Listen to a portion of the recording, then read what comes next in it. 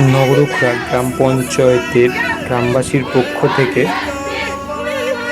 ইতিহাসে এই প্রথমবার মহালয়ার 50 দিন আগের রাতে দেবীপক্ষের সূচনা হলো।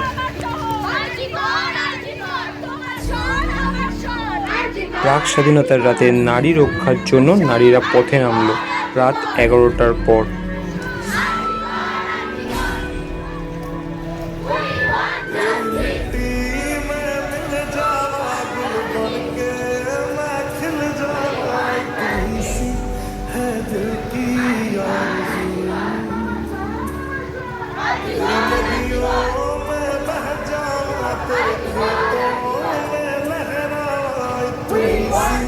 है दिल की